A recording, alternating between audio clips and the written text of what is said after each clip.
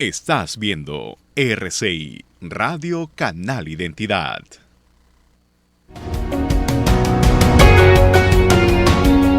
Buenos días amigos, bienvenidos. Esto es Ni con Dios ni con el Diablo en RCI, Radio Canal Identidad, la plataforma informativa de Radio San Borja.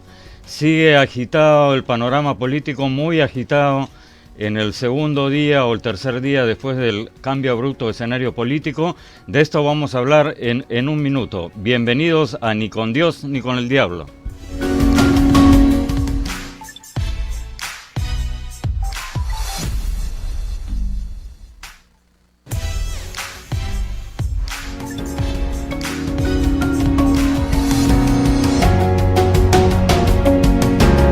Amigos, estamos de vuelta en Ni con Dios ni con el Diablo. El día de hoy tenemos dos invitados muy interesantes para opinar. El periodista César Campos y el abogado Sergio Tapia. Bienvenido César, bienvenido Sergio. Como ya he mencionado en programas anteriores, estas entrevistas se coordinan con cierta anticipación. Con Sergio queríamos hablar, en principio el plan original era hablar del tema de la ideología de género, los contrabandos que afectan a la familia clásica, etcétera, pero evidentemente el panorama ha cambiado, así es la vida en los trópicos, y entonces vamos a tener que hablar de temas de coyuntura. Empecemos por lo más reciente. Anoche la vicepresidenta Mercedes Arauz y supuesta presidenta constitucional de la República ungida por el Congreso presentó su renuncia.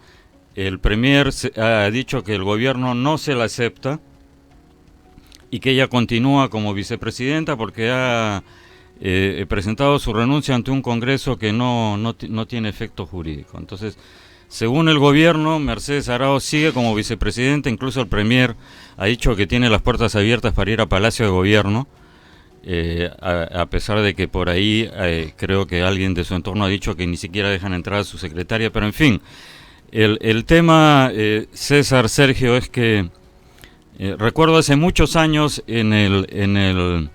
durante la campaña electoral en Estados Unidos, en un debate entre el candidato republicano Bush padre y el candidato demócrata Dukakis. En pleno debate, Dukakis se quejó de que tenía muchos ataques y había una especie de guerra sucia contra él de parte del ala republicana y que no era justo. Y Bush padre le contestó con una frase memorable: en política, si no aguantas el calor, sal de la cocina. Entonces quería preguntarles en principio, Mercedes Arauz dijo anoche que renunciaba porque en su esquema eso implicaba una renuncia del presidente de la República y una convocatoria a elecciones. Es decir, en este mundo ideal, utópico, en el cual está la primacía del derecho. En los hechos, el presidente Vizcarra ha tenido el apoyo de los uniformados. El jurado ya oficializó el llamado a elecciones. Estados Unidos ya se pronunció, la OEA ha dicho, bueno, resuelvan constitucionalmente. Entonces, hay una realidad constitucional y legal y hay una realidad política en el terreno, en los hechos. Entonces, Meche, digamos, lo de la renuncia para forzar elecciones ha sido simplemente un pretexto porque no ha aguantado el calor de la cocina con los ataques por las redes, la gente que se puso en la puerta de su casa, la demanda por supuesta usurpación. Quisiera escuchar vuestras opiniones. Si me permite, Sergio, para empezar, y muchas gracias, Uri, por esta cordial invitación.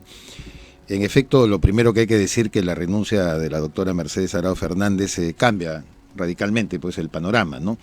Ya no se puede hablar de bicefalía constitucional, como lo mencionó ayer en una entrevista el constitucionalista Aníbal Quiroga, que por supuesto yo adscribo a su punto de vista de que aquí se produjo un golpe de Estado. No hay bicefalía, hay un solo presidente, que es Martín Vizcarra, y efectivamente por todos los hechos que tú has narrado, la convocatoria de elecciones, pronunciamiento de la OEA que invoca la participación del Tribunal Constitucional, prácticamente le da un terreno muy amplio de acción al Ejecutivo presidido por Vizcarra y ahora también como premier a Vicente Ceballos. Y yo en realidad creo que Mercedes Arauz emocionalmente no estaba preparada para esto. Ella, quienes la conocemos, yo lo describo además con afecto y con la mayor capacidad de rendirle homenaje a una persona que de todas maneras entró a la política desde su punto de vista técnico, ¿no? Para servir. Ella no es una política en esencia, es lo primero que hay que decir. Ella no viene de un partido, ella no fue militante, no ha sido una activista y por lo tanto, en efecto, ahora que el calor de la cocina se eleva, no le ha gustado y efectivamente creo que esa es una razón de fondo para apartarse de todo ello, ¿no? Y en segundo lugar, creo que no ha tenido tampoco ni siquiera la convicción suficiente para entender cuál era su rol dentro de todo esto, ¿no? Como sabemos, en el debate del día 30, en el Congreso, en toda la tumbamulta que hubo ahí, la actitud de ella fue más bien estar alejada, ¿no es cierto? No se acercó ni siquiera a conversar con Salvador del Solar, en medio de las trifulcas, ni a intervenir en el hecho de que le cierren la puerta al premier, en fin, toda esta situación tan trágica, dramática que hemos vivido y que realmente uno no esperaba volver a ver dentro del Perú. Un déjà vu, ¿no? Disolver, escuchar, disolver, exacto. La palabra disolver. Es terrible, es terrible. En fin, ya hablaremos más tarde de lo que es la conducta ciudadana, de lo que son las muchedumbres, las masas a las cuales se refirió Ortega y Gasset, de José Ingenieros, Giovanni Sartori, por favor, porque yo creo que aquí lo que se ha motivado es más que todo las emociones primitivas de muchedumbres y no la conducta ciudadana. Pero en fin, habrá ocasión de conversarlo. En suma, yo creo que era de esperar la actitud de Mercedes Arauz. Creo, desde mi perspectiva, que ella no estaba suficientemente sólida de manera emocional para resistir eso y efectivamente yo te doy la razón, Uri, en el sentido de que ha buscado de todas maneras algún intento de salida. Ahora, para terminar solamente, el gobierno no es que no le ha aceptado la renuncia, no se la reconoce, es otra cosa. Bueno, no se la reconoce. No se la reconoce por haberla presentado ante el titular de un congreso que se supone que no existe, ¿no? Entonces, lo formal, como algunos le han recordado, sería el recuerdo también de Omar Chejade, ¿no? Cuando él presenta su renuncia, lo hace no ante el Congreso, lo hace ante el presidente de la República de entonces, Ollanta Humala, ¿no? En todo caso, bueno, son discusiones de carácter jurídico, pero más allá de eso, hoy existe un solo presidente, lo podemos llamar algunos de facto, otros constitucional, en fin, pero ahí está, como dice finalmente un amigo, es el dueño del poder porque tiene la chequera, es el que se encarga de pagar, pues incluso le van a suspender los pagos a los congresistas, y es el dueño del poder real que está, para los ojos de América Latina, siempre depositado en las Fuerzas Armadas, ¿no? Así es. Sergio.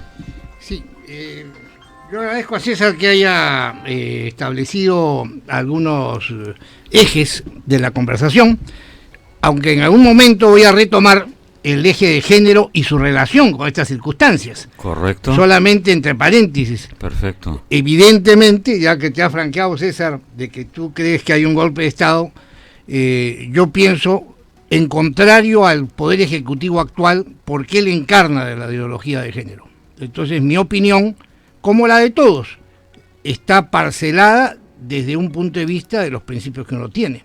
Así como la izquierda, desde sus principios, que no son, creo, los que tiene Vizcarra, aplaude y canta Arriba Perú cuando cerraron el Congreso en este discurso presidencial del día viernes.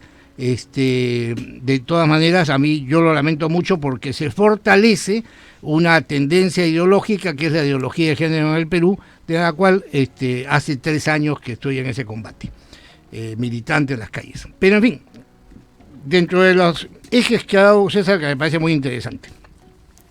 Primero, el Congreso, o la CHEA, está haciendo grandes esfuerzos por mantener una línea de sucesión constitucional. Y si el Congreso, no la CHEA, decidió en mayoría legítima y legal declarar suspendida el presidente de la República, no vacante, sino suspendido, que es una figura que está contemplada en el artículo 114, inciso A de la Constitución, significa que asume el cargo en línea constitucional el siguiente, que en este caso era la segunda vicepresidenta. ¿Lo asumió, sí o no? Sí lo asumió. ¿Delante quién? Del presidente del Congreso. Ella a las 24 horas quiere renunciar. ¿Ante quién debe renunciar? Ante el órgano que le atribuyó esa función. Entonces a mí me parece muy bien que ella haya renunciado ante el presidente del Congreso. Es que ha renunciado, perdóname Sergio, una acotación porque jurídicamente quizás lo puedas mejorar y optimizar. Ella está renunciando a la vicepresidencia, eso es lo que señaló.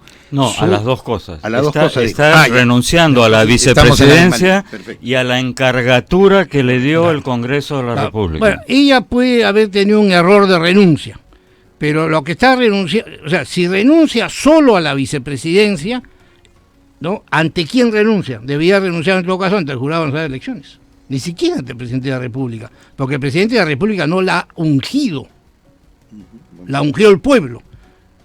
Y hay un documento que la acredita vicepresidente de la República por el Jurado Nacional de Elecciones.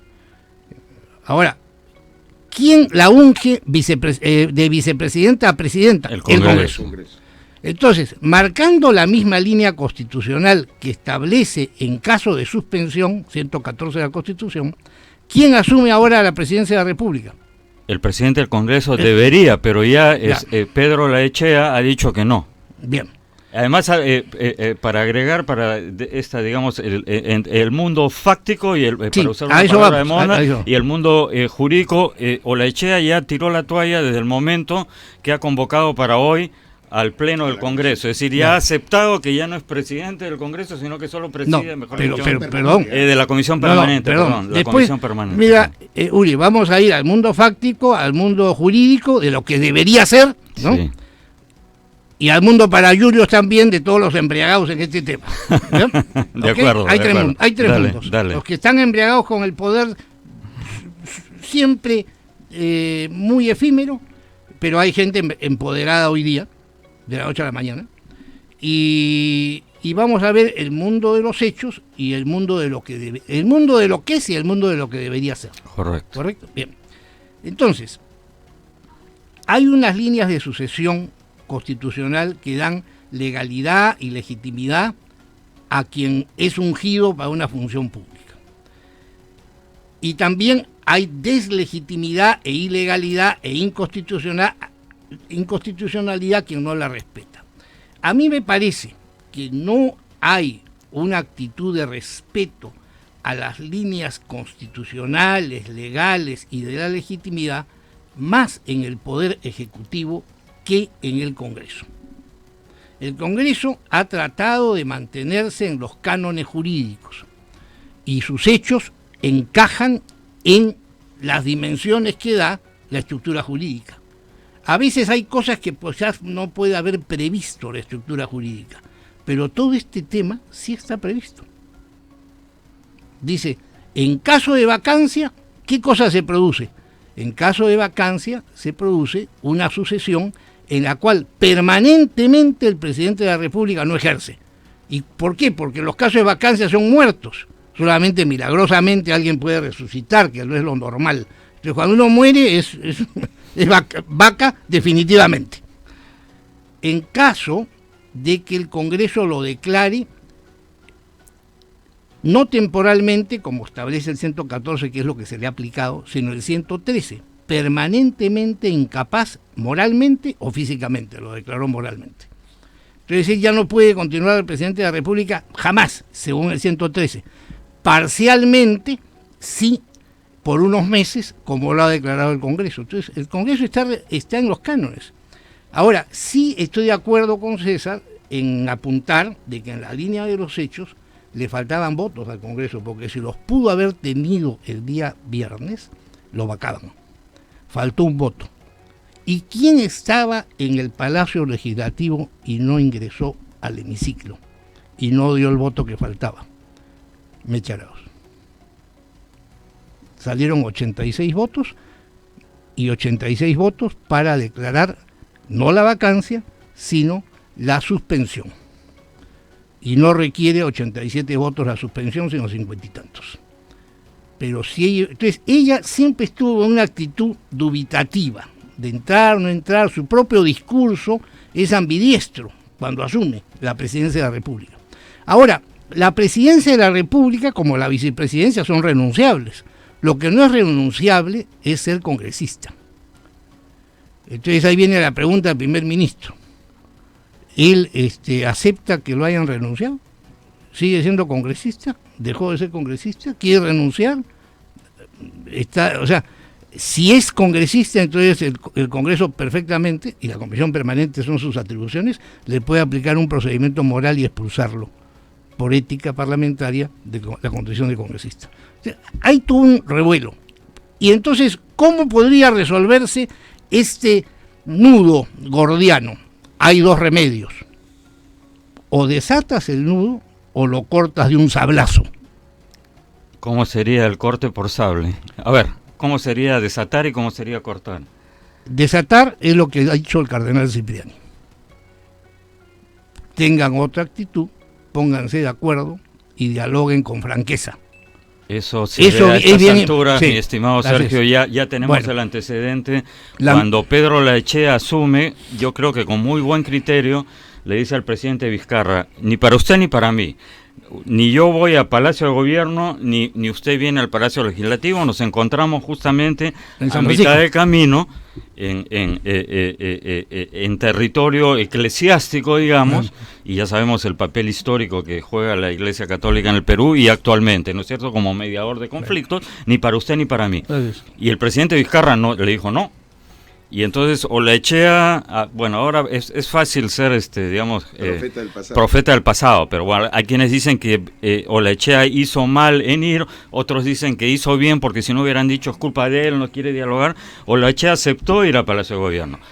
Es más, aceptó, digamos, pasar por la horca caudina de que, pese al planteamiento de varios puntos que tenía, Vizcarra le dijera, solo vamos a hablar de A y de B y no de C ni de D.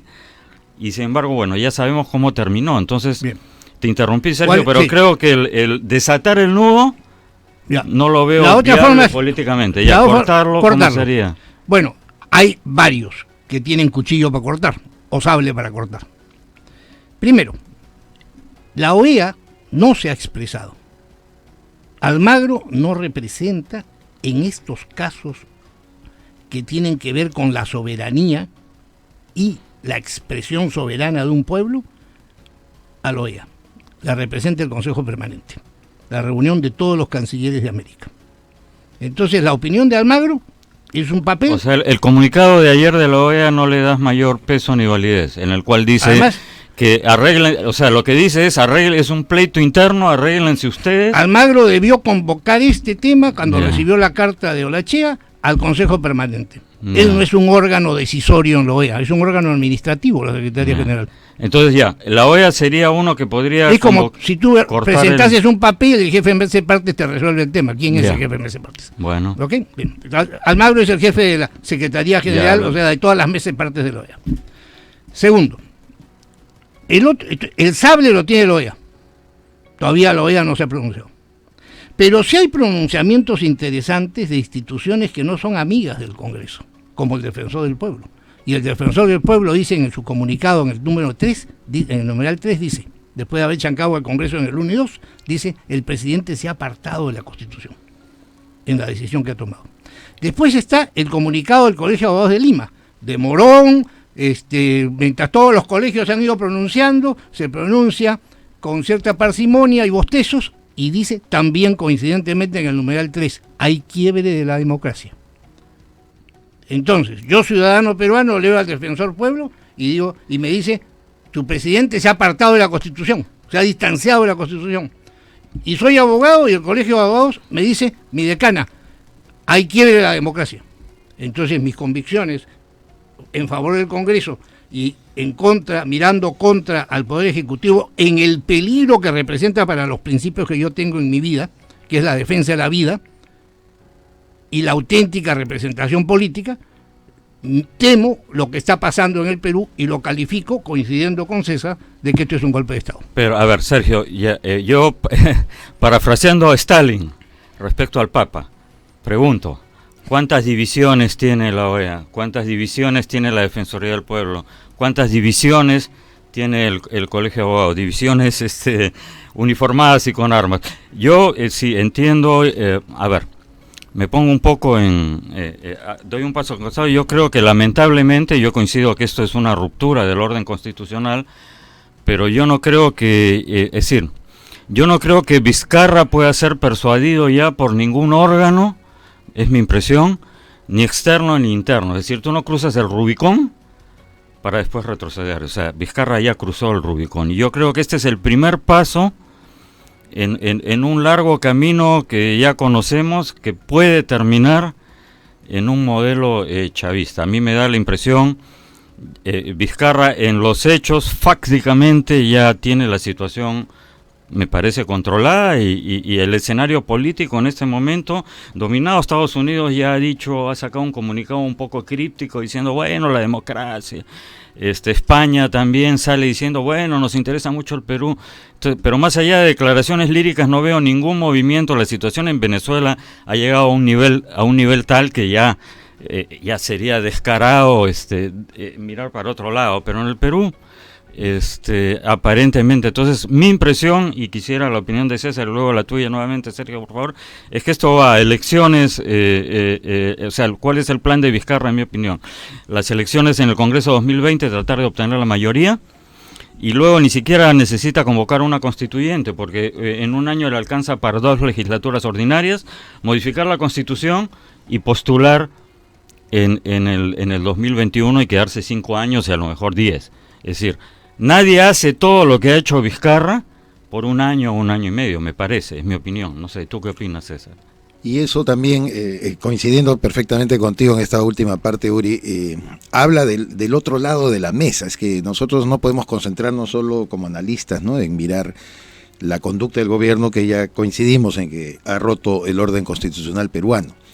Porque si los partidos políticos, sobre todo los de más dilatada vigencia en el Perú, hubieran mantenido un activismo, hubieran mantenido una organización, no se hubieran sujetado a este modelo perverso, que es una de las herencias del fujimorismo, del lado malo del fujimorismo, de haber hecho estallar un sistema de partidos en el Perú. Yo siempre coincidí con nuestro común amigo Pedro Planas, ya fallecido, que él hablaba que pese a todo, con todo lo que tú podías observar de la conducta de las organizaciones partidarias, caudillistas como el odrismo, el Movimiento Democrático Pradista, qué sé yo, existía un sistema de partidos. Bueno, cuando el fujimorismo entra primero con Cambio 90, después Nueva Mayoría, después Vamos Vecinos y los propios hijos, ¿no?, comienzan a crear, o sea, hicieron una explosión de partidos donde ya no había una identidad ideológica, una forma de mirar las cosas. Por eso cuando Sergio muy bien habla y él defiende y tiene una convicción respecto a la ideología de género, ¿acaso no hay dentro del propio fujimorismo, por Dios, gente que pensaba a favor de la ideología de género encarnado por Kenji y estaba ahí, mientras que otros luchaban por sus propios principios? O sea, no había una identidad. Lo que me quiero referir, que parte de esta tragedia que estamos viviendo, y por lo cual tú concluyes de que el gobierno se quiere hacer de una mayoría y que se la podría hacer inmediatamente sin tener un partido. ¿Qué cosa es el señor Vizcarra? Se por la Dios? podría hacer, porque además Claro. ya estamos viendo el criterio purista, entre comillas, Por eso, de ciertas pues, agrupaciones por que eso. dicen, no, que es lo mismo que pasó en Venezuela. Exacto. No, en estas elecciones no vamos a participar porque todo esto Bueno, es un... Entonces le están el dejando la APRA cancha no libre a fue- como se la dejaron a Chávez. Exactamente. No, y al propio fujimorismo, recuerda tú, en la constituyente del año 93, porque hubo partidos que no quisieron participar, entre ellos el aprista. Yo recuerdo la polémica que hubo entre Luis Alva Castro y Jorge el Castillo, porque Jorge el Castillo era en ese momento el radical que no quería que el APRA participe, mientras que Luis Alva Castro decía, hay que defender la constitución de ahí de la Torre, la del año 79, aunque sea de manera simbólica. Por supuesto, el APRA no hubiera tenido una representación mayoritaria como no lo ha tenido posteriormente, pero cinco Era una personas, cuestión principista, claro. personas te podían mover, 5 apristas te podían mover. Bueno, de hecho 3 han estado moviendo este Bueno, Congreso. Dos congresos. Y así es, y 2 congresos. A eso me quiero referir, porque el expertise político no se puede perder. Si hemos llegado también a estas circunstancias, no dejemos de hablar del otro lado de la mesa, mi querido Uri. No bueno, es buenos y malos, no es blanco o negro. Este es un Congreso impresentable, pero estaba escuchando y coincido totalmente el último programa de Jaime Bailey. Y Jaime Bailey se refiere a la situación en Estados Unidos, donde tienes una Cámara de Representantes dominada por los demócratas, que mañana, tarde y noche sabotea todos los proyectos que quiere hacer Trump. Así es.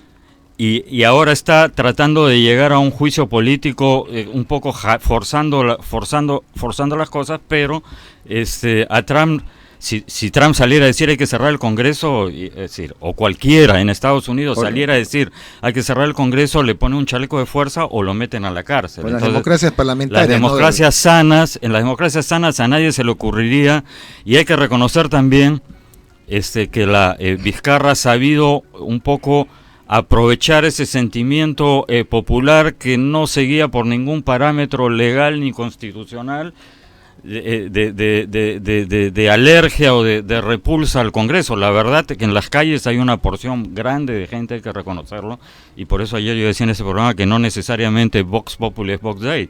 Hitler llegó al poder por elecciones, que dice, está muy bien que hayan cerrado el Congreso, habría que preguntarles, bueno, pero esos congresistas que ustedes ahora dicen que son impresentables no aterrizaron en un ovni, llegaron porque ustedes los eligieron.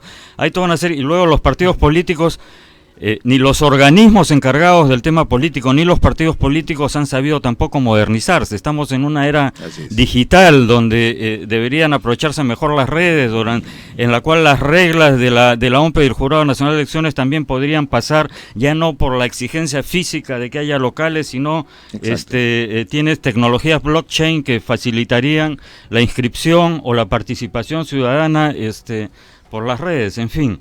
Pero coincides conmigo, antes de cederle nuevamente la palabra a Sergio, que al margen de la realidad jurídica en ese momento hay una realidad fáctica, y que podríamos estar en ese camino. Por eso es que hacia Venezuela. Presumes bien, porque aquí los que van a conquistar el Congreso en las elecciones de enero, porque todo conduce a que estas se van a realizar, yo no tengo ninguna duda, como tú bien lo has señalado, por las circunstancias, ¿no?, las fácticas, y que eso va a ocurrir. Efectivamente, tanto Vizcarra como la izquierda, que es la activista en este momento, la única que hace actividad, eso hay que reconocerla, van a tener una presencia y nos van a abrir un panorama de lo más desolador. Claro, porque a pesar que el Premier ha dicho no vamos a cambiar el modelo, lo que ocurriría en este escenario, que es el más probable, es que cambien el modelo económico y traten de imponer, Sergio, todo este tema de ideología de género, y en fin, si desde la periferia ya han logrado colocarlo en agenda e impulsarlo, imagínate si tuvieran, digamos, un poder más amplio y concentrado, ¿no? Yo quise expresarme primero que, como católico que soy, yo no creo en Vox Populi, porque a mi fundador, a Cristo, el Vox Populi lo condena. Tampoco creo en el derecho divino de los reyes. No viene del catolicismo eso. Bien, cuando César inicialmente apuntó varios autores en forma acertada, me hizo acordar de otro autor, dos autores, para develar quién es Vizcarra, que es lo que tú acabas de decir. Hay un autor, Juraj Domic, modelo comunista de golpe de Estado, que se junta con otro de otra posición más cercana al marxismo, que es Curcio Malaparte. Claro. ¿No? La técnica del golpe de Estado. La técnica del golpe de Estado. Vizcarra es un ingeniero. Yo lo conozco a través de una anécdota donde fui tercero de excepción en su conducta política, hace un año más o menos. Y no creo que tenga tantas luces para distinguir entre el modelo de Juraj Domic de golpe de Estado ruso, checoslovaco y ¿cuál es el otro? Y el indonesio, que son los tres modelos de golpe de Estado comunista, lo de Curcio Malaparte y todo lo que dice Lenin y toda la literatura trotskista respecto a cómo a tomar el poder a través de la revolución. Vizcarra no es un hombre intelectual. Yo no creo que el enemigo es Vizcarra. Hay un Estado Mayor pensante atrás de él. Yo no creo que Vizcarra tenga la idea de asumir la presidencia, no dejarla. Él es un papel que están usando y lo votarán en cualquier momento. O sea, Vizcarra es Kerensky. Vizcarra es ventríloco. Ajá. Vizcarra es ventríloco. Alguien habla a través de él. ¿Y quién habla a través de él, Sergio? Yo pienso que acá hay una actuación comunista. Aunque hoy día uno habla de comunismo y lo miran raro, como si fuera un tipo prehistórico. Así. Bueno, entonces diremos caviar. Entonces eso suena en un lenguaje más siglo XXI. Aunque hay que aclarar que los caviares son los que que aplicar el socialismo del siglo XXI. ¿no? Bueno, son gramscianos. Yo diría, más que leninistas, porque sí, claro. hubo una discusión entre Lenin y Gramsci, el teórico italiano, y yo creo que Gramsci terminó teniendo... Gramsci decía el asalto leninista al poder por fuera, físicamente, claro, con tropas... Es interesante. Captura el poder, captura el mundo de las ideas, captura el mundo académico, captura el mundo universitario, el poder caerá como fruta amarilla. Y decía el otro día en un programa que si Gramsci resucitara estaría feliz en el Perú, porque yo creo que los caviares han aplicado todos sus postulados y del otro lado no se ha aprendido nada. Yo vengo años sosteniendo que necesitamos una derecha gramsciana. O sea, que se mueva con el mismo modus operandi. Claro. ¿Y cuál es el aporte de Gramsci? Asimilar la justicia como arma política. Claro. Que es lo que no que ven. Tú eres además, Sergio, amigos, es un experto en justicia transicional. ¿Qué significa eso? Allí donde las Fuerzas Armadas han enfrentado la subversión comunista y la han derrotado y han obtenido una victoria, digamos, en el campo antisubversivo, la justicia transicional ha terminado convirtiendo a los terroristas, así llamados disque guerrilleros, en víctimas, y a los uniformados que defienden la República en violadores horribles de los derechos humanos, y ha ocurrido en varios países del continente. Cierro el paréntesis y disculpa la interrupción. Y con esto, mis queridos amigos, antes de cederle nuevamente la palabra a Sergio Tapia, nos vamos a un brevísimo corte. Estamos en Ni con Dios ni con el Diablo, en RCI. Ni con Dios ni con el diablo. Volvemos. Estás viendo RCI, Radio Canal Identidad.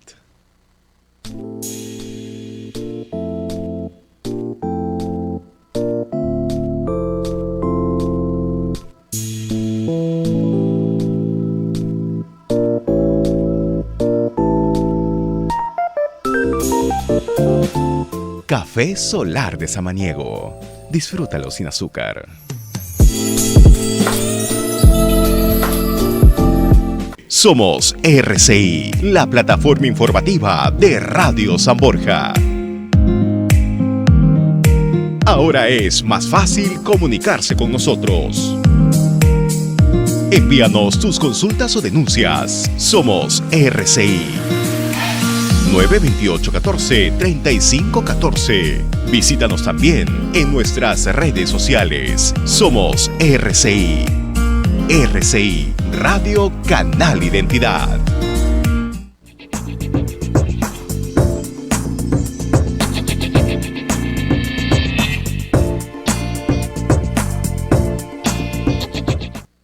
Estás viendo RCI, Radio Canal Identidad. Ni con Dios, ni con el diablo. Continuamos. Queridos amigos, en Ni Dios, ni con Dios, ni con el diablo, con César Campos y Sergio Tapia, en un muy interesante debate. Tenía la palabra, hoy va a tenerla Sergio, por favor. Bueno, entonces decíamos que hay algunos principios que son falsos y algunas personas que son espejismos. Decíamos que el principio Vox Populi, Vox Dei es un falso principio. Y que decíamos que el espejismo Vizcarra hay que verlo así. Detrás de él hay otro. Él es un ventríloco. Y ese otro es la izquierda caviar, decíamos. De ese otro es la izquierda caviar, de donde sale un marxismo renovado en procedimientos, puede ser el mismo marxismo. Y tú en un momento, Uri, decías que Gramsci viviría feliz en el Perú. Y yo te quería agregar, sí, pero con pasaporte chino. Esa es la mejor realización de Gramsci, también China. Claro. Es el capitalismo con cultura comunista. Que ha quedado. Que ha cumplido 70 años además. Así es. Acaba de cumplirlo. Y todo el mundo aplaude como focas lo que pasa en estos maravillosos países. Vietnam y China, por ejemplo. Así es. Entonces, evidentemente, y nadie, yo veo en la estructura política del país, y tú también, César, lo verás, que estás tan metido en el ambiente político, esto no es tema entre políticos. No, por supuesto, No lo han ven, abandonado. no lo ven ni lo intuyen. Y si alguien no ve a su enemigo, Exacto. ¿cómo lo va a enfrentar y cómo lo va a derrotar? No tienen la dimensión pues de un Haya de la Torre, por Bueno, así- por ya no amor hay, de Dios. Haya de la Torre, por ejemplo, esto lo tomo de Ramiro Prealé, que es un Fue. no del fundador del APRA, sino del hijo del fundador del APRA, que lleva su mismo Ramiro nombre, Junior. Ramiro Junior.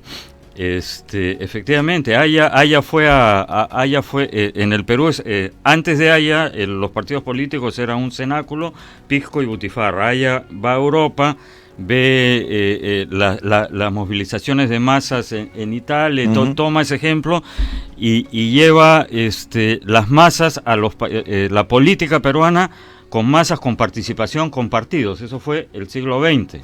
Trajo el revólver, pero no el aceite ricino. Así es. Pero ahora estamos en el siglo XXI y tendría que haber otra forma de entender la política, un poco lo que mencioné en esta era digital. Y los políticos, lamentablemente, nuestra clase política, salvo contadísimas excepciones en este momento, pues cree que los libros muerden, ¿no? Claro, Sí. y algo peor todavía, porque como se ha denunciado a través de ciertos medios, Sendero Luminoso y Movadef no están con los brazos cruzados. Por supuesto. O sea, los primos hermanos de este renovado marxismo que siempre se reclama anti-subversivo, anti-sendero, todos, sin embargo, tampoco mueven un dedo contra esta captura de, por ejemplo, cosas interesantes que han salido a la luz y que poco discutimos. Hay talleres de arte popular que se practican y lo practican mucho los estudiantes escolares y los jóvenes universitarios en zonas marginales, no solamente de Lima, sino de todos los grandes centros urbanos del Perú. Y ahí es donde Movadef ha puesto pues su ojo. Y bajo la apariencia, ¿no es cierto?, de enseñarles declamación, a leer pues algunos poemas, no van comenzando a meter a Rosa Luxemburgo, comienzan a rendir pleitesía a la lucha armada y nadie se está dando cuenta de eso, que a través de la parte cultural se está penetrando en la cabeza. Y como volvemos al mismo tema, que este es la cuestión de fondo, de Es qué una cosa batalla- es lo es que una quieren. batalla por Es las una batalla ideas. por las Es una- ideas, la captura de una agenda que además se la roban a los liberales, como le mencionabas a ustedes en la pausa, porque el 10 de diciembre del año 48, cuando se emite la Declaración Universal de los Derechos Humanos, no solamente era para condenar todas las atrocidades de Adolfo Hitler, del nazismo de Benito Mussolini, sino también la del más grande criminal que estaba vigente en ese momento, que era Joseph Stalin. Y Stalin, por supuesto, después cuando muere, como todos sabemos, el famoso Congreso del Partido Comunista del año 1952, con Nikita Khrushchev al frente, hasta tienen que reconocer los crímenes de este bárbaro. Pero la Declaración Universal era contra el comunismo también, no solamente por lo que había hecho Hitler. Y sin embargo, la izquierda en el Perú, cuando se cae el muro de Berlín, se apodera de todas las expresiones más liberales. Y los liberales, lo peor, que lo abandonan. Y no olvidemos que el nazismo, en realidad, su nombre verdadero es Nacional Socialismo. Socialismo. Nacional Mussolini Socialismo. era socialista. Así Así es. es. Y toda la agenda toda la agenda nacional socialista alemana de Hitler estaba tomada de lo que ahora tienen como agenda los verdes. Así es. Es Del decir, Partido todo- Obrero, además. Claro, entonces en realidad, claro, es decir, cae el muro y los rojos se reciclan en verdes. Entonces en realidad acá tenemos un Correcto. cóctel explosivo, y Sergio eso lo ha tocado también en algunas columnas. Es decir, una cosa es el cuidado del medio ambiente, en el cual toda persona Así es, sensata así tiene es. que estar de acuerdo, y el respeto a los derechos humanos, que igual, y otra cosa es el medioambientalismo, que se ha convertido en una religión Antiextractivista, además, ¿no? anticapitalista, y el derecho humanismo, con su ley del embudo Sesgado. que defiende a los terroristas y persigue a los militares que a nombre de la nación y a los policías persiguen a los terroristas. Pero efectivamente, entonces estamos ante una situación más allá de la coyuntura política en la cual se necesitaría dar la batalla por las ideas y en realidad nadie está fijándose en eso. Han capturado el tema de género, el tema de los derechos humanos, toda la narrativa de la Comisión de la Verdad, ¿no? George Orwell decía, hay que tener mucho cuidado con las palabras, ¿no? Y en su novela está amor es odio, guerra es paz, etcétera, la tergiversación de los conceptos. Ahora vamos a la espada, para cortar el nudo gordiano. A ver. La espada no se mueve sola, Correcto. la espada se mueve por un líder. La cuestión es cortar el nudo gordiano, porque no puedes tener ya tiempo para desatarlo, es muy complicado. Y al cortarlo tienes que perder parte de la soga, tiene un costo. Sí. ¿Quién puede dar un corte al nudo gordiano? Un líder. Lamentablemente hay una carencia endémica de liderazgo político en el Perú. Hemos visto cómo el fujimorismo de segunda generación no ha tenido un liderazgo de nadie. Es decir, una agrupación de personas que no saben por qué se agruparon ni para qué. No han tenido, salvo algunas personas que lo intuyeron y han hecho un papel, un rol, gracias a ellos. Pero los demás, ¿para qué tuvieron 72, 73? Claro, a Alan García le atribuyen haber dicho hace un año más o menos que no hubiera hecho yo con 73. Con 73 congresistas, y con 3 maneja el 2 congresos lo manejó con 3. Así es. En segundo lugar, tampoco creo que haya liderazgo del otro lado. El liderazgo es prestado, es internacional. Y hay una agenda internacional y un Estado Mayor que no está en el Perú que dirige todo esto. Yo no creo que Gorriti tampoco sea el líder de todo esto. Son ejecutores. Bueno, detrás está, digamos, el globalismo, Soros y compañía. Hay una agenda. Sí, claro. Y esa agenda se aplica y ha transformado las Naciones Unidas, por ejemplo, y la OEA. Tú si el día de mañana violan tu derecho a la libertad de expresión cerrándote ni con Dios ni con el diablo, nadie te va a proteger, Uri, en los corrillos de la OEA ni en los pasillos de las Naciones Unidas, porque no perteneces al clan. Ni ante la Comisión Interamericana de Derechos Humanos. A la argolla políticamente correcta. En su momento, y acá termino para hacer César, en su momento, esto lo dijo el presidente, el que dejó viuda a la Fernández, el presidente Kirchner lo dijo: la izquierda da privilegios. Claro. Lo dijo con otra palabra, pero lo traduzco. Que probablemente esté de vuelta y cuyo candidato a la presidencia, no nos olvidemos, vino al Perú y se reunió con Vizcarra, ojo. Hay otro eje también, el eje geopolítico de la izquierda que está tratando de volver por el lado del cono sur. Y esto es una moneda de dos caras, ¿no? La izquierda te da privilegios y si no eres de izquierda te aplican el derecho del enemigo. Bueno, Willy Mutzenberg, que era el creador de la HitPro y compañero de ruta de Lenin, decía: y hay que desacreditar continuamente a nuestros enemigos en los años 30, etiquetándolos de nazi-fascista. Es lo mismo ahora, o sea, tú no estás en su línea y te dicen que eres fujimontesinista o aprofujimorista, pero en la corrupto, línea, y te clavan un San Benito y se acabó. Pero la línea de los nazis, y tú lo conoces perfectamente bien porque formas parte de la comunidad judía. Miente que algo queda. No, hay un decálogo. No, cuando antes de ser ministro de la propaganda, obviamente yo sé que él fue secretario de la propaganda del partido nazi. Hablo que él estuvo preso también y compartió celda cuando escribe justamente Hitler, mi lucha, Mein Kampf. Entonces, Goebbels hizo un famoso decálogo que empieza por el principio del enemigo único. Decía, es que nosotros no podemos, algo sin saber que existía Sun Tzu todavía, porque el arte de la guerra de Sun Tzu aparece y se divulga un poco después, pese a ser muy antiguo, ya sabemos que tiene más de 4 siglos. Pero él decía, el principio del enemigo único, culpemos a los judíos de las desgracias de Alemania. Olvidémonos de todo lo demás, tenemos que elegir uno, porque a la gente le entra en su elementalidad. Decía, principio de la elementalidad, la gente no tiene tiempo para pensar, tiene que identificar. Y esa canallada de haber identificado en el pueblo judío, en la comunidad judía alemana, la responsabilidad de haber sido derrotada Alemania en la Primera Guerra Mundial caló. Luego tenía el principio de unanimidad. Decía, hay que crear la sensación de que todo el mundo piensa igual. Yo cuando leo ese decálogo, que además se lo digo porque por haberlo puesto en un artículo en el Diario Expreso, esto me pareció un gran homenaje a que yo lo traiga a colación, no a mí, sino simplemente recordar los hechos de la historia. Pancho Tudela, el ex canciller, me dijo, tú sabes que lo he recortado y lo tengo en mi bolsillo permanentemente, porque qué manera de aplicarse en el Perú.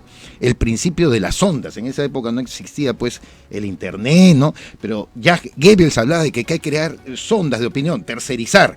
No, que el fulano de tal, que es del Frente de Defensa de los Derechos Humanos, hable, entonces tú le das la razón y le das tribuna, como hacen hoy con César Landa. La ventana de Overton. Exactamente. Claro. Entonces, hay una película alemana de hace 3 o 4 años, en la cual Hitler resucita en la Alemania actual y va a un sitio y encuentra un ordenador y ve Google, YouTube y eso, y dice, ¿qué no hubiera hecho yo con eso? Totalmente, pero es que la historia de Corsi y Ricorsi, claro, esto se repite y lo entonces estamos aquí el viviendo en enemigo, carne propia. El judío aquí ha sido el Congreso. El Congreso, por supuesto. El fujimorismo. Por supuesto, y el fujimorismo. Y el aprismo. El aprofujimorismo, ¿No? claro. Entonces, han construido un enemigo. El culpable para que la de gente todo. solo piense en ellos. Hasta cuando Perdón, solamente, Sergio, una sí, acotación para hacer entender bien la cosa, ¿no es cierto? Solamente el Congreso es responsable para que la gente se olvide que la inseguridad ciudadana, por ejemplo, por citar algo que es diario en nosotros, ¿no es cierto? ¿Eso a quién le corresponde? No le corresponde al Congreso. Un gobierno incapaz, inepto y con un ministro del Interior yo que creo no... que el siguiente paso, bajando al mundo de las ideas a lo que va, es que el presidente Vizcarra va a decir, bueno, porque ahora ya se va a quedar sin, no nos olvidemos, y me gustaría para ir cerrando, es decir, ha tenido este archirrival.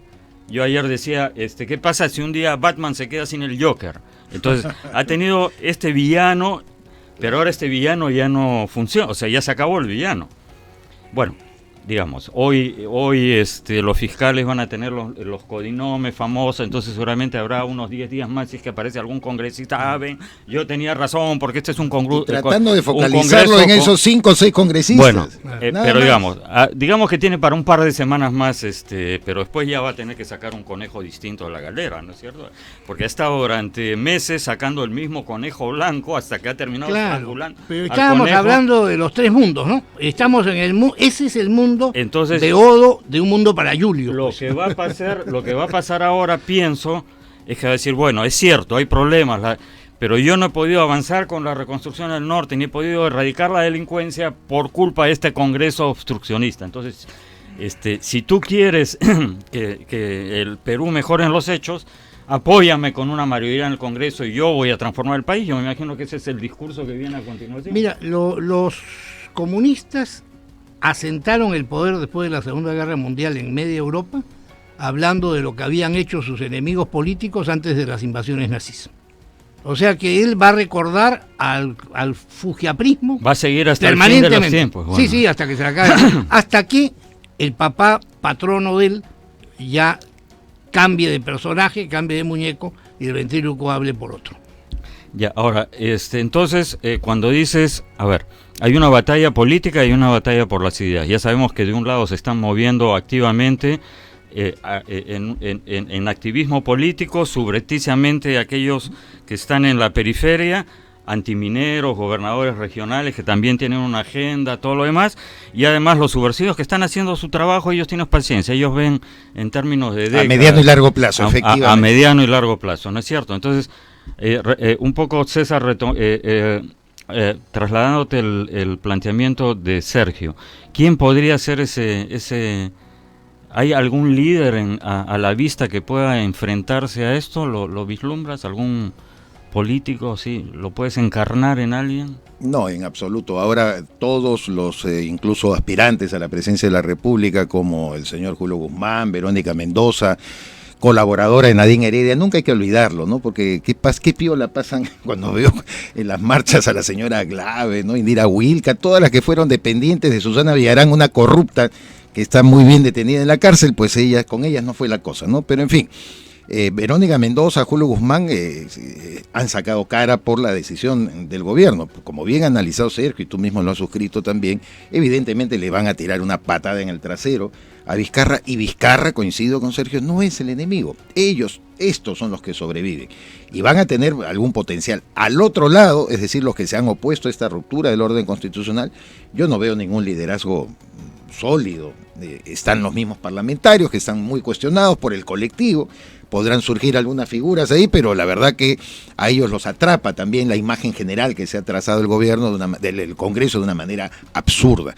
Muy bien lo has puesto tú sobre la mesa, que en realidad pues desperdiciar una mayoría de 73 congresistas para terminar con su líder fundador, Alberto Fujimori, preso, con la señora Keiko Fujimori presa, con el hermano peleado y formando facción y expectorado del Congreso. Eso no es liderazgo político, alineado con donde lo mires. El fujimorismo tiene responsabilidad, ¿no? pero está bien, pero la responsabilidad es del líder. El líder debió, bueno, en ese caso Keiko debió conservar por lo menos una relación con el hermano. Yo nunca me he atrevido a acusarlo a Kenji de ser por si acaso el traidor, el díscolo. Cuando tú no puedes liderar e empoderar estas facciones, como lo supo hacer Aya de la Torre, el propio Belaúnde con Manuel Ulloa y Álvaro Orlandini, por Dios. Fujimori, fue un gran y el propio Fujimori, exacto, director de orquesta por encima de todo. Bueno, ¿sabes qué? Yo pensé que mi amiga Lourdes Flores era la peor política que yo había conocido, pero tengo que aceptar que Keiko Fujimori es lo peor que yo he visto como liderazgo político. Es lo peor que yo haya visto. Ya que mencionas por lo tanto, no hay liderazgo actual, algo que esté al frente, sólido,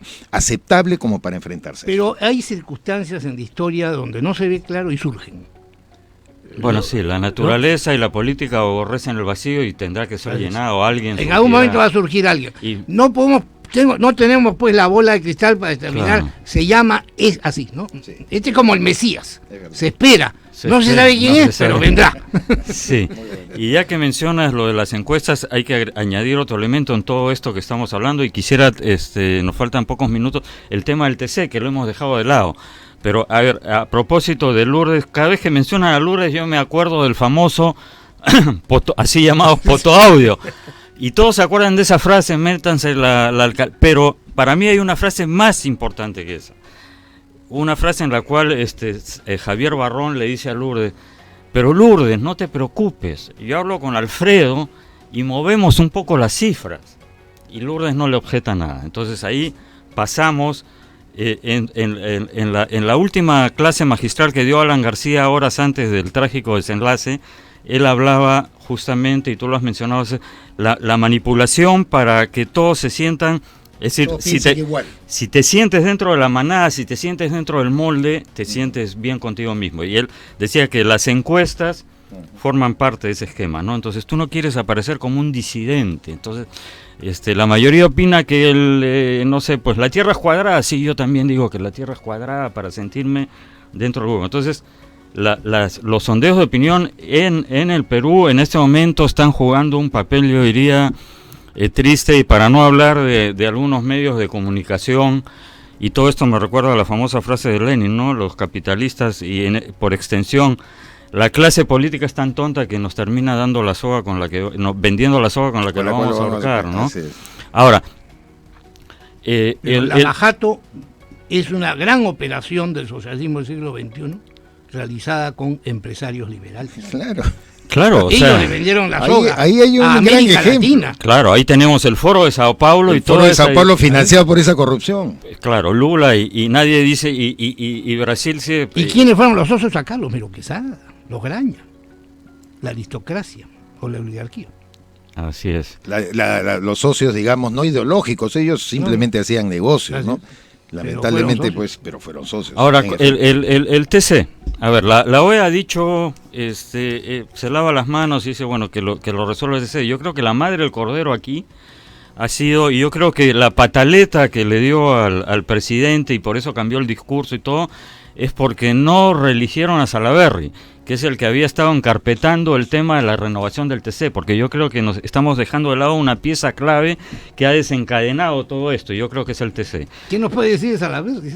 Para ver la narrativa, además, efectivamente, que estamos criticando, todo el mundo repite como loro, no, en 9 días y en 30 minutos. No. Se hizo la lista. Ernesto Blume, no. Ernesto Blume le había pedido a Salaverry. En septiembre del año pasado. En septiembre del año pasado y se quedó ahí. Entonces yo creo que el Congreso se puso de alguna manera la soga al cuello cuando Pedro Lechea, con buen criterio, dijo, vamos a retomar esto. Porque ahí hay un tema de que no quieren la renovación del TC, porque es un TC funcional a los intereses de este sector político del que estamos hablando. Bueno, es que el fujimorismo de segunda generación ha tenido un acierto para desacertar tremendo. O sea, nunca ha perdido la oportunidad de perder una oportunidad. Sí, mejor que nunca. Es absolutamente cierto. Bueno, en el caso del TC, queda este limbo también de discusión constitucional que antes de otorgar la confianza o antes de disolver el Congreso, finalmente se eligió, guste o no, al señor Gonzalo Ortiz de Ceballos Olaechea. Que van a patear su nombramiento, César, por para supuesto, las calendas. Hijo del primer fiscal de la nación. El primer fiscal de la nación, y que no quieren además, bajo ningún punto de vista, publicarlo en el Peruano, su resolución. Algunos señalan que no es importante, decían que simplemente basta comunicárselo. Bueno, el Olaechea ya ha enviado un Constitucional, oficio diciendo... a Ernesto Blume. Pongo en su conocimiento que hemos nombrado y todo, pero bueno, vamos a ver qué pasa. Pero yo creo que el TC ha jugado un papel clave aquí en la decisión que ha precipitado los acontecimientos. Yo creo que ahí también había una discusión en el Congreso de cuál era la estrategia, si nombrar a los 6 o 2, 4. Ese fue el error estratégico. Satisfacerse con nombrar uno. Han debido nombrar los 6. ¿Por qué? Porque el precedente que hay en el TC de otras composiciones anteriores, es que si el Congreso elige de un número determinado que debería salir a uno o no los suficientes, el propio TC por mayoría señala quién sale. El primero que va a salir es Sardón, no cambió nada la composición. Esa estrategia era equivocada, pensaban que con eso cambiaban a los endurecidos del ala de izquierda del TC. No, va a salir Sardón, el segundo Blume, y después llegará el agua a otros. Se van a quedar los duros y al final... Los duros, al final Marianela Ledesma, se queda Miranda y se quedaba Eloy Espinosa Saldaña. O sea, justamente los que salieron gracias al auspicio humanista izquierdista, porque ellos fueron respaldados por el grupo los de Humala. Los que aspiran a estar en el TC como si fuera un supremo de los Estados Unidos. Así hasta que se mueran. Así es, una supra. Bueno, para terminar, nos quedan apenas 3 minutos. César, Sergio, el comentario final, 1 minuto cada uno, por favor. Sí, yo quería referirme e insistir en que es necesario dirigirnos cada vez más al pueblo, ¿no? Ha sido un debate muy interesante de ideas, pero los mensajes es claro, al pueblo se le está manipulando. Y se le manipula y lo convierten en muchedumbre, en hooligans, en barra brava, en vez de ser ciudadanos. Y eso es causa de que no existen partidos políticos, porque según la Constitución son los partidos los llamados a formar, capacitar y además representar la expresión ciudadana en su verdadera dimensión. En la medida que no existe efectivamente lo que alientan irresponsables y populistas como el señor Martín Vizcarra, son los sentimientos más primitivos de la población, la muchedumbre. Y cuando la muchedumbre sale a las calles, no es ciudadanía, es masa, es simplemente gente que está siendo manipulada. Y yo creo que hay que poner acento sobre eso. En primer lugar, yo saludo tu programa, Uri. Gracias. Es bueno tener alternativas de prensa. Así es. Hoy día en que hay una... no es que la prensa comunista nos haya avasallado, es la prensa liberal que hace el gran negocio haciéndolo con los comunistas. Es la corrección política. ¿no? Es Entonces, la corrección política. Un programa como este hay que saludarlo y conservarlo y defenderlo. Segundo, ¿qué explicación podemos dar de lo que está pasando hoy día en el Perú? El Perú está sufriendo una suerte de anomia social. Sin nombre, sin identidad. La gente nace, vive, no saben para qué. Eligen, no saben a quién. No saben lo que son las funciones de gobierno. No saben quién es el enemigo, no saben quién es el amigo, quién es el aliado. No distinguen. No saben por qué no tienen trabajo hoy día, no saben si lo tendrán mañana. Estamos como una especie de pueblo nómade en una selva inexplicable. Estamos pasando no un problema de crisis de clase política, estamos pasando un problema de crisis social muy grave que comprende a todos los ciudadanos. Y en un tema de anomia social, los remedios no son los de una política normal y conveniente. Y yo creo que se vienen horas oscuras, pero también se vienen soluciones de corte del nudo, que es doloroso. Ojalá. y ojalá que haya una luz al final del túnel, y como decía ayer, que esa luz sea la de una solución y no de un ferrocarril que viene a arrollarnos. Yo soy poco optimista en eso, yo creo que vienen cosas peores, ya lo hemos conversado ya. Muy bien, les agradezco mucho, César Campos, Sergio Tapia. Amigos, esto es todo por hoy, nos vemos mañana en Ni con Dios ni con el Diablo en RCI. Gracias.